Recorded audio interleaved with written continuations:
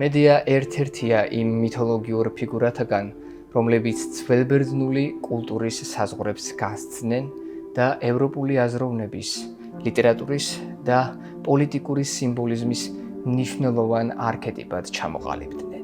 მისი ფიგურა პირველად ჩნდება არგონავტების მითში, როგორც კოლხეთის მეფის აიედის ასული, მაგრამ მისი ისტორია მნიშვნელოვნად ცდება მითოლოგიური ფოლკლორის ფარგლებს. სწორედ ამიტომ მსოფლიოში ყველაზე ცნობილ ქართველზე, კოლხ მედეაზე და მის როლზე ლეგენდარული ქართველი მეცნიერი და კლასიკური ლიტერატურის ნამდვილი ოსტატი რისმაგ გორდეზიანი მოგვითხრობს.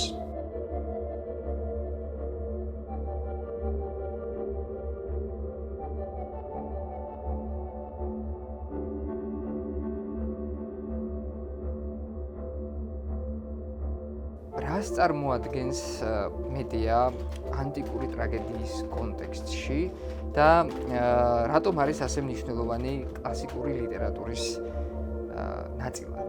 ეს არის ძალზე საინტერესო ცდა იმისა, რომ ძალზე პრინციპული საკითხი დაესვა მას ევრიპიდეს ანტიკური სამყაროსათვის. ეს არის ქალთა უფლებები. რა უფლებებით უნდა სარგებლობდეს ქალი და ქალის ჩივილი იმაზე, რომ ქალს უჭირავს ძალიან, ასე ვთქვათ, მოგრძალებული ადგილი საზოგადოებაში.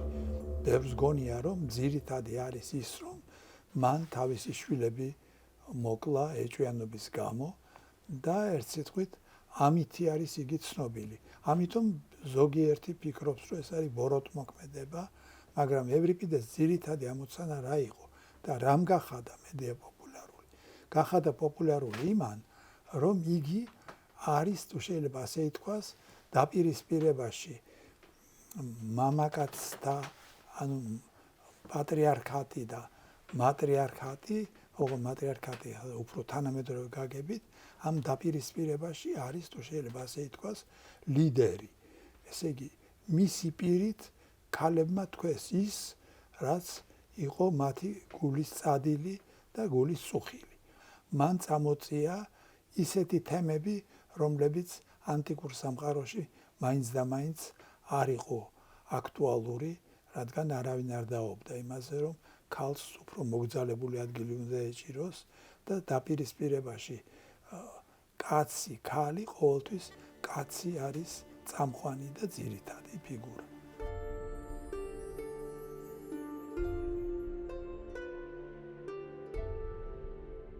ძველბერძნული წყაროები მედეას წარმოსახავენ როგორც ქალს, რომელიც აკონტროლებს ბუნების ძალებს, ფლობს სამკურნალო შხამიანი მცენარეების ცოდნას და თანაბრად უკავშირდება როგორც სიცოცხლის შენარჩუნებას, ასევე განადგურებას. მისი პერსონაჟი ჰიბრიდულია. ერთდროულად ქალია, ბარბაროსი, დედოფალი, ჯადოქარი, განდევნილი და შურისმაძიებელი. ამ კომპლექსურობის მიუხედავად, ძველბერძნული ლიტერატურა მას მკაფიოდ არ აფასებს. მასში არ დომინირებს არც გმირის, არც ანტაგონისტის მკაფიო კატეგორია.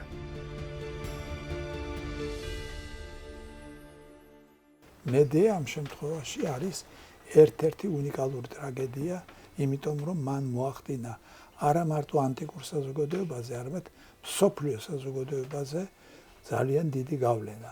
ამით უნდა არის განპირობებული ის გარემოება, რომ ყველაზე მეტი რეცეფცია დრამებს შორის არის მედეას რეცეფცია. ეხლა მე ზუსტად დღეს რამდენია ვერ გეტყვით, მაგრამ როდესაც მე დავინტერესდი ამ საკითხით და მუშაობდი ჩემს ნაშრომებზე, მე აღმოვაჩინე, რომ ეს წლების წინ იყო 600, ასე ვთქვათ, რეცეფცია. ანუ 600-მა ადამიანმა სცადა დაემუშავებინა იგივე თემა და ევრიპიდეს ხაზი გაეგრძელებინა გარკვეული თვალსაზრისით. ასევე მედეა გაიხადეს ბაირაღად, დროშად, იქციეს ფემინისტებმა, ქალებმა, რომლებმაც ჩათვალეს, რომ ყველაზე უფრო მკაფიოდ ქალთა წუხილი გამოხატა მედეა. მედეას პირით არის ეს გადმოცემული. მედეაში არის მშვენივრად გადმოცემული ერთი ამბავი, რომ როდესაც საზოგადოება იმდენად ინდიფერენტული ხდება, რომ ყველაფერს შეუძლია შეეგუოს, მაგალითად, რომ ცოლს ტოვებს ქმარი და მიდის სხვაგან, რომ ამას ყველაფერს საზოგადოება უყურებს, მაგრამ არ ღელავს ამაზე, არა, მაგრამ რა არის საჭირო ამ დროს გამოსაფხიზლებლად? უნდა მოხდეს რაღაცა ისეთი, რომელიც საზოგადოებას გამოაფხიზლებს. დაასმევინებს კითხვას, რატომ მოხდა ეს ამბავი? რაშია საქმე? და ამ ხრივ შეიძლება ითქვას, რომ მედია არის სრულიად უნიკალური ტრაგედია. აპოლონიოს როდოსელის ეპოსში, რომელიც მესამე საუკუნეშია დაწერილი და არგონავტების მოგზაურობას აღწერს, მედია ცენტრალურ როლს თამაშობს იასონის წარმატებაში. სწორედ მედია უზრუნველყოფს იასონის გადარჩენას და ოქროს საწმისის მოპოვებას. ხალატობს საკუთარ ოჯახს, ქვეყნიდან გარბის და ბერძნულ სამყაროში იასონთან ერთად გადადის. ამ გადაცემის კონტექსტში მნიშვნელოვანია აღინიშნოს, რომ მედიას ფიგურა მყარად არის დაკავშირებული კოლხეთის ცნებასთან, როგორც გეოგრაფიულად, ისე კულტურულად. ტრაგედიაში მას არ მოუტყუებია იასონი. ასე იგი მოატყუა მხოლოდ მაშინ, როდესაც საჩუქარი გაატანა თავის ახალ საწოლესთან, გაატანა და ეს საჩუქარი აღმოჩნდა საბედისწერო. ასე ვთქვათ, ეგრეთ წოდებული მოსასყიდი გაატანა. და სხვა მხრივ მედია თავიდანვე ამიტომ არის იგი იმსახურებს თანაგრძნობას, რომ თავიდანვე მან შეიყვარა ღმერთების ჩარევით იასონი ჩასული კოლხეთში და ერთ სიტყვით ბოლომდე იყო მისი ერთგული, ვიდრე მოხდებოდა ეს საშინელი ღალატის ამბავი, მას ჰქონდა დიდი უნარი, ასე ვთქვათ, ჯადოქრობის და შეეძლო უამრავი რაღაც გაეკეთებინა და ყველას ჰქონდა შიში მასთან პირადად დაპირისპირებისა. ამიტომ არის იგი ძლიერი, რომ ყველას ეშინია მედიასთან უშუალო დაპირისპირების და ყველა ცდილობს რაღაცნაირად დისტანცია დაიჭიროს მასთან, რომ უშუალოდ არ მოუხდეს შეხება მის საოცარ ჯადოქრულ ძალასთან. სიყვარული ისეთი რაღაცაა, რამაც შეიძლება ადამიანს ბევრი საბედისწერო ნაბიჯი გადაადგინოს. მით უმეტეს, როცა ღმერთებიც არიან ჩარეულნი, ეს მეგულისხმობ ანტიკურ სამყაროს. ის ნაბიჯი, რომ დატოვა თავისი სახლი, გარი, ესე იგი ეს გარკვეულ თვალსაზრისით იყო ნაკარნახები დიდი სიყვარულით, რომელიც მას აღეძრა იასონის მიმართ და სწორედ მისი დახმარებით შეძლო იასონმა ოქროს საწმისის წამოღება კოლხეთიდან. ევრიპიდეს ტრაგედიაში, რომელიც ძველი წელთა აღრიცხვით 421 წელს დაიდგა ათენში, მედია სრულიად განსხვავებული სახით გვევლინება. აქ ის უკვე მიგრანტია, უცხოელი ქალი, რომელიც იგნორირებულია და უკაცურდება ბერძნული საზოგადოებისგან. იასონი მას ტოვებს და მასზე დაბალი სოციალური სტატუსის მქონე პრინცესაზე ქორწინდება.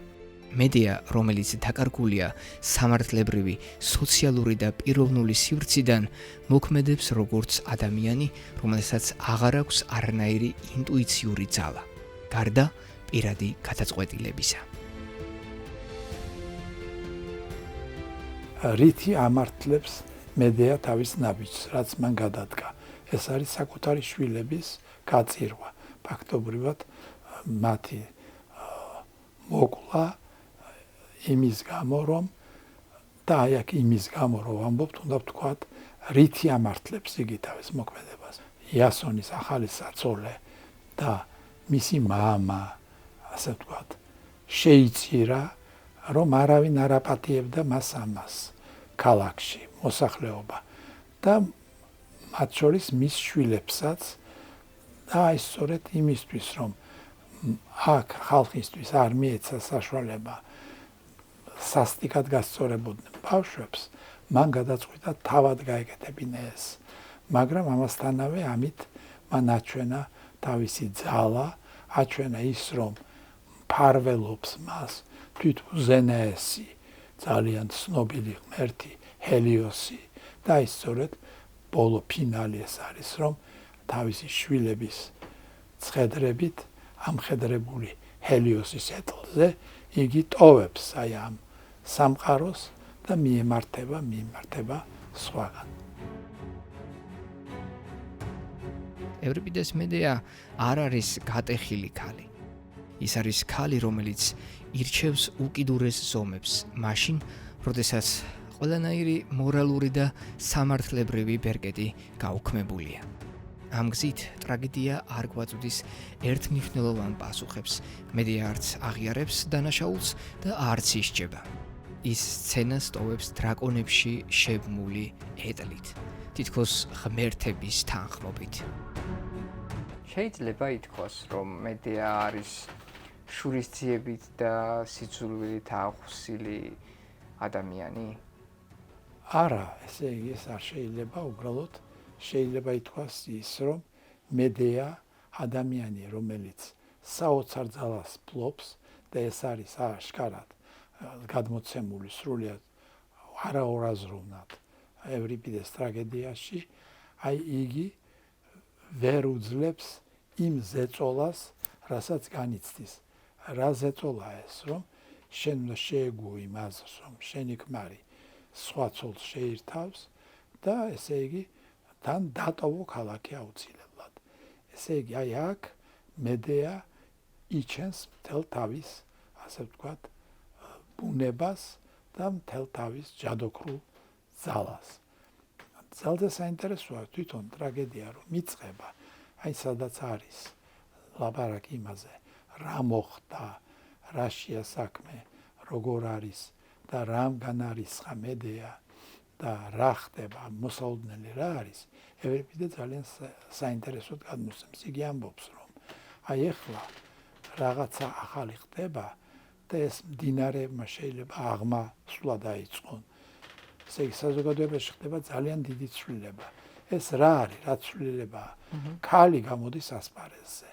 ქალი, რომელიც პირველად იტყვის, რომ ამ ქვეყანაზე ქალზე საცუდავი არავინაა და არაფერი არ არის. იმათგან, რაც სულდმულობს და რაც სუნთქავს. და ეს პირველი ძახილი არის, თუ შეიძლება ასე ითქვას, ქალის ანტიკურ ლიტერატურაში და საერთოდ მსოფლიო ლიტერატურაში. რასაკვირველია.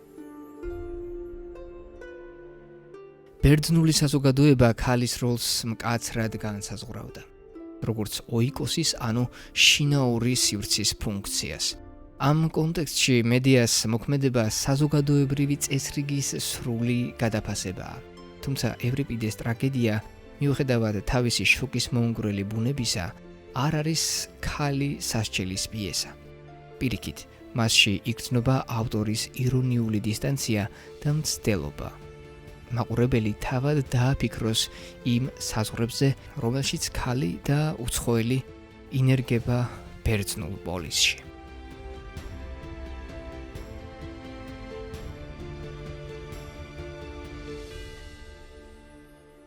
რატომ არის, როგორ ფიქრობთ, მედეა თანამედროვე საზოგადოებაში კვლავ აქტუალური და როგორ ახსნით მის თანამედროვე მნიშვნელობას? მედეა თანამედროვე საზოგადოებაში არის აქტუალური იმითი, რომ მან ფაქტობრივად მოგვცა ნიმუში იმისა, თუ როგორ შეიძლება აბსოლუტურად მთლემარე მდგომარეობაში მყოფი საზოგადოება, რომლისთვისაც ყველაფერი სულ ერთი არის, შეძრა, იმდენად შეძრა, რომ ამ საზოგადოებამ დაიწყოს ფიქრი იმაზე, რატომ ხდება ყველაფერი ეს და რატომ ვართ ჩვენ ასეთი, მე ვიტყოდი, სრულიად უვარგისი, დაჭაობებული საზოგადოება. ყველა, ვინც გაუგებრად ლაპარაკობდა და არ იყო ბერძენი, ითვლებოდა ბარბაროსად. აი, ამ თვალსაზრისით რასაკვირველია, მედეა არის ესე იგი არაბერძენი, ვერ მოხდა მისი სრული გაბერძნება, გაელენურება, მაშინ იგი არ იქნებოდა ასეთი კაცრი და სასტიკი შურიგების დროს და შეიძლება ისიც ითქვას, რომ თავისთავად ევრიპიდეც ხას უსვავს და სხვა წყაროებიც იმას, რომ მედეა არის ძალიან დიდი ცივილიზაციის წარმომადგენელი. ეს არის კოლხეთი. და ფაქტობრივად ის ყველაფერი, რაც მან იცის და რაც მას შეუძლია გააკეთოს, არის შედეგი იმ ცივილიზაციისა, რომლის პირშოც არის იგი. მედიას ლიტერატურულ-კულტურული ისტორია ამით არ მთავრდება. რომაელი ავტორებისთვის ის იქცევა სენსაციად. სენეკა წერს ტრაგედიას, სადაც მედია გაცილებით უფრო ექსტრემალურია, ხოლო ოვიდიუსი მას ტოვებს დაუმთავრებელი მონოლოგის ფორმით. შუა საუკუნეებში მედია იშვიათად ჩანს. იგი განდევნილია ქრისტიანული ეთიკის ჩარჩოდან. რენესანსისა და შემდეგ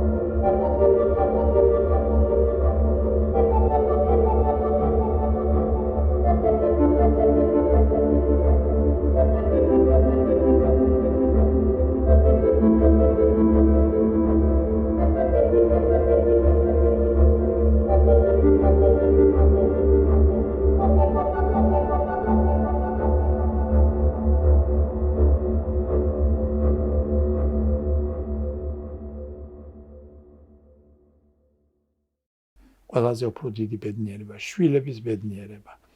და მე ახლა თუ შენ დაგტოვებ და შევირთავ ქალაქის მმართველის შვილს ცოლად, როგორ იქნებიან ბედნიერები, არ იქნებიან ჩვენი შვილები, ექნებათ ყველაფერი უზრუნველყოფილი და არავითარი პრობლემა არ ექნებათ. და აქ არის ძალიან საინტერესო, რომ სოფისტიკის წინააღმდეგ მედია თავს ვერ იკავებს, თუ მანამდე ელაპარაკებოდა ძალიან მოზომილად და გონივრულად, აი აქ მიახლის ყველაფერს, რისი თქმაც უნდოდა იასონისათვის, მისი, ასე ვთქვათ, უსინდისობის დასამტკიცებლად.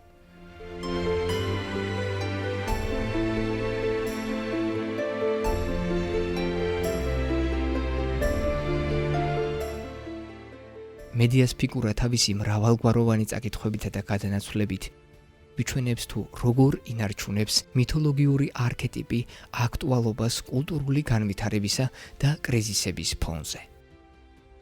მედიას კლასიკური მიგრაცია მასშტაბურია და არ შემოიფარგლება მხოლოდ ანტიკური ლიტერატურით. ახალი დროის დრამატურგია, მათ შორის ჟან ანუი და ლარს ფონ ტრიერის სცენარისტიკა მედიას იყენებენ როგორც არქეტიპულ მოდელს, რომელიც სტრუქტურულად ეწინააღმდეგება ბურჟუაზიულ მოდელსა და დასავლური ცივილიზაციის ცნებებს სიწმინდესა და თანმიმდევრულობაზე.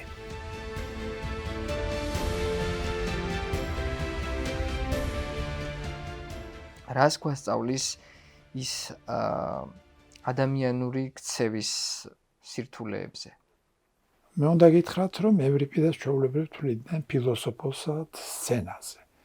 ესე იგი, რომ მის ტრაგედიებში არის ძალიან ბევრი ფილოსოფიური მოსაზრება. ეს ტრაგედიას აქვს ძალიან დიდი გამწმენდი ხასიათი. ანუ რა არის, რომ მე რაც უფრო ხშირად მივდივარ და ხშირად ხდები თანაზიარი, ხშირად ხდები აი იმ გამზიარებელი იმ უბედურების, რაც ადამიანს მოკვდავს და ესე იგი მეც შეიძლება დამემართოს, აი ესე იგი ჩემი სული იხვეწება. სულის დახვეწა არის ძალიან მნიშვნელოვანი. როდესაც ჩემში სულიერი ასპექტი წინ წამოვა და ფაქტიურად ამარცხებს ყველა სხვა ასპექტს.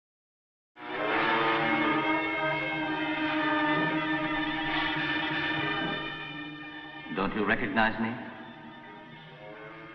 Yes. You are the father of my father. Then what are you waiting for? Go ahead. მითოლოგიური სტრუქტურის დეკონსტრუქცია განსაკუთრებით თვალსაჩინოა პიერ პაზოლინის 1969 წლის ფილმში მედია, სადაც მთავარ როლს მარია კალასი ასრულებს. პაზოლინის ინტერპრეტაციაში მედია არ არის მხოლოდ მითოსის ელემენტი.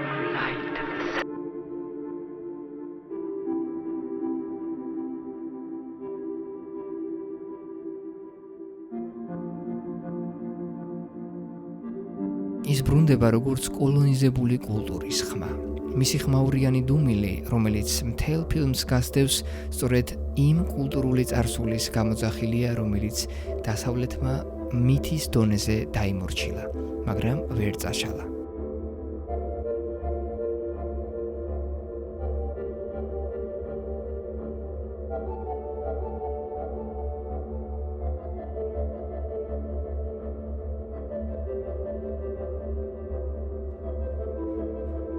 ის წარმოადგენს არა მხოლოდ ქალს, რომელიც სისტემიდან არის განდევნილი, არამედ კულტურულ სხეულს, რომელიც გამოიყენეს.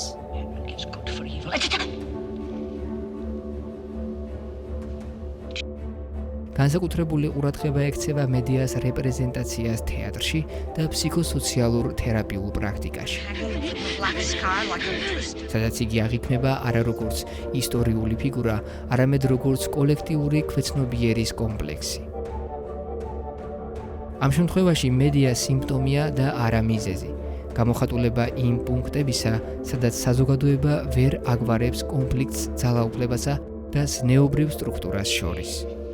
Rejoice, Medea! I bring good news. The princess. შესაბამისად, მედიას თანამედროვე მნიშვნელობა დგას ორ წერტილზე.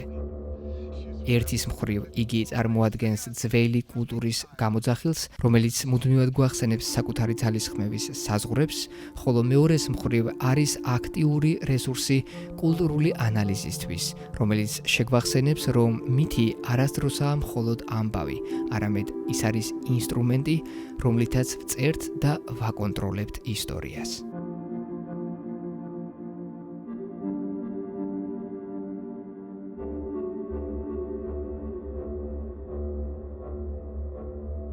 ტრაგედიაში არის ძალზე საინტერესოდ რეალიზებული ის, რაც დაინახა თავის დროზე, ესე იგი, ესქილემ და შემდეგ შესანიშნავად გაშალა არისტოტელემ, რომ რა არის ტრაგედიის ამოცანა?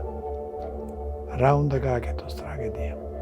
ტრაგედიამ უნდა გააკეთოს, ასე ვთქვათ, განცდათა, გადატანის გზით სწავლა, რომ შენ არის ესე იგი ასე პათემატა, მათემატა, ასეთი ესქილიდან გამომდინარე. ანუ ვნებათა გადატანის გზით სწავლა. ანუ მე რომ მივდივარ თეატრში და ვუყურებ, რა ხდება ამ დროს?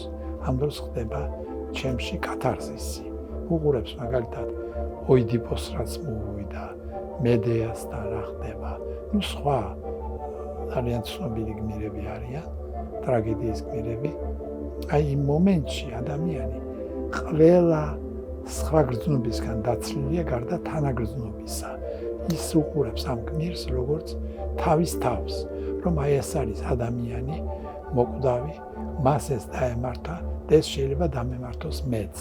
და აი ეს თანაზიარობა, თანაგრძნობა ამ დროს ფაქტობრივად მას ყველა სხვა გრძნობისგან ათავისუფლებს.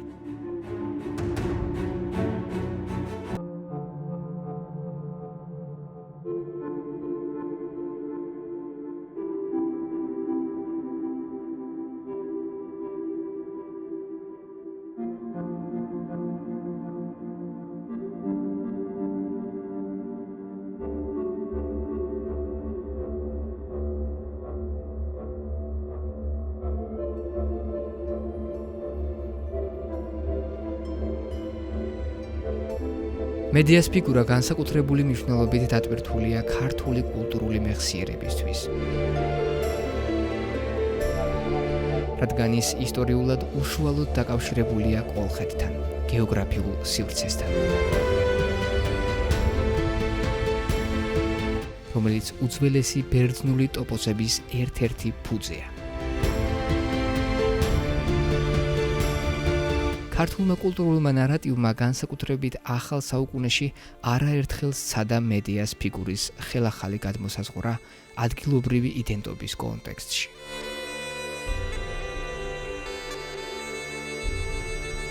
ევრიპიდეს მედიას ინოვაციურობამ ხელი შეუწყო ლიტერატურულ დრამატურგიაში ახალი ფსიქოლოგიური და სოციალური დინამიკის შეტანას.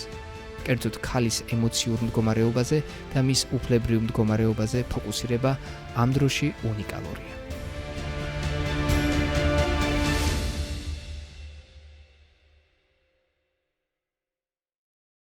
ფილოსოფია როგორც ასეთი წარმოიქმნა საბერძნეთში და მიაღწია თავის ძალიან დიდ მწვერვალებს. მაგალითად, უბრალოდ დღეს რო კაც მკითხოთ, აი ფილოსოფოსობის სიმბოლოდ ვინ შეგიძლია წარმოადგინოთ, ყველანი იტყვიან პლატონი და არისტოტელე.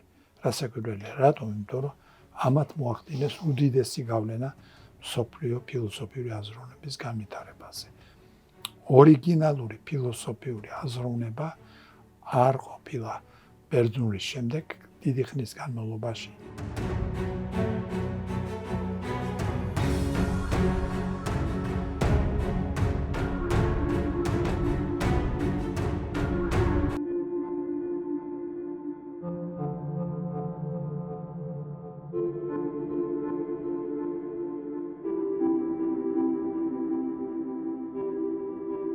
ევრიპიდე მკაფიოდ უპირისპირებს პერსონაჟებს.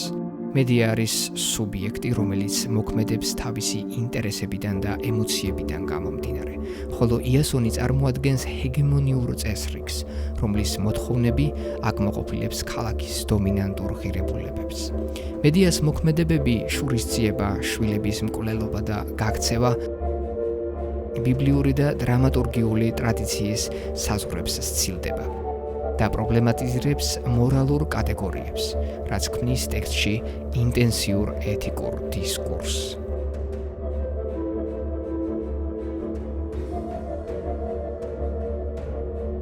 ბერძნული ბარბაროსობის დისკურსი კლასიკურ საბერძნეთში მოიაზრებდა არაბერძნულ უცხო კულტურებს, რომლებიც არ იყვნენ ჰელენური კულტურის ნაწილი და შესაბამისად გარკვეულწილად ცივილიზაციის გარეთ მდგომებად აღიქმებოდნენ.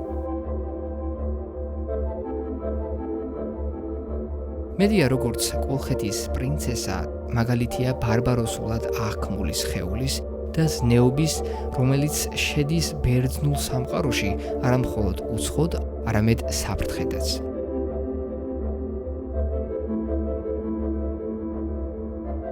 საბოლოოდ მედიას პერსონაჟი ამავე დროს არის კულტურული დისკურსის საშუალება, რომლითაც ევრიპიდე ამხელს ბერძნულ ეთნოცენტრულობას და ზნეობრივ დიქოტომიებს. მისი ტრაგედია წარმოაჩენს არა მხოლოდ პირად უბედურებას, არამედ იმ პოლიტიკურ და სოციალურ დაძაბულობას, რომელიც გამოიხატება ეთნიკურ სეგრეგაციაში და კულტურული დომინირების ასიმეტრიაში.